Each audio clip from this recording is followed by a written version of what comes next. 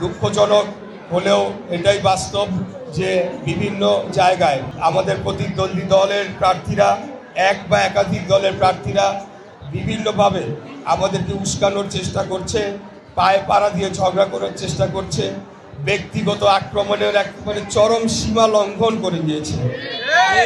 বিগত আওয়ামী ফ্যাসিবাদের আমলেও আমরা দেখেছি এই ধরনের ব্যক্তিগত আক্রমণ, হুমকি ধামকি দিত ক্ষমতায় থেকে, কিন্তু এরকম কন্টিনিউয়াস অনবরত পায়ে পাড়া দিয়ে ঝগড়া করার চেষ্টা করা এবং ব্যক্তিগত আক্রমণ করা, এমনকি আমি আমার ক্ষেত্রেও যদি বলি, আমার মৃত বাবাকেও পর্যন্ত টেনে নিয়ে আসা হচ্ছে বারে বারে এই ধরনের একটা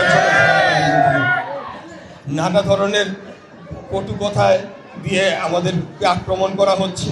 তো আমরা অত্যন্ত ধৈর্যের সাথে এগুলা মোকাবেলা করব। আমরা কোনো ধরনের ফাঁদে পা দিব না, কোনো ধরনের সংঘর্ষ জনের কোনো সুযোগ কোনো কিছুতেই আমরা কান দিব না।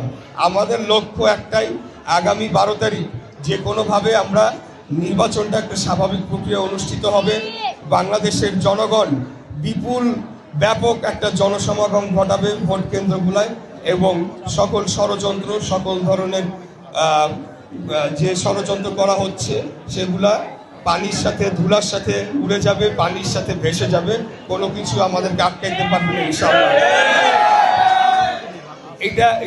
এটা স্পষ্ট হয়ে গিয়েছে যে প্রতিদ্বন্দ্বী রাজনৈতিক দলগুলা তারাই আসলে ক্ষমতাসীন হয়েছিল বিগত 24-এর 5ই আগস্টের পর থেকে।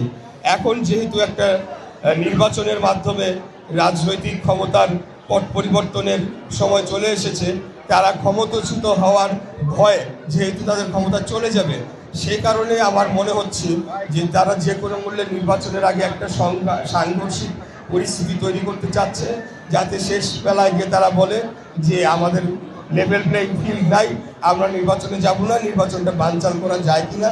তবে কোন দল কি করলো না করলো তাতে কিচ্ছু আসে যায় না, আমাদের কোন প্রার্থী কি বললো তাতেও কিছু আসে যায় না।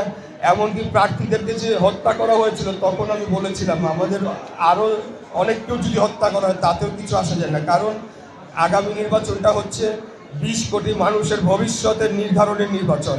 আগামী নির্বাচনটা হচ্ছে বাংলাদেশের ভবিষ্যৎ নির্ধারণের নির্বাচন। তাই দেশি বিদেশি ষড়যন্ত্র থাকবেই, এটাতে আমরা নতুন করে আমাদেরকে এটা দেখতে হবে না। আমরা তো এই ষড়যন্ত্র মোকাবেলা করেই আসছি।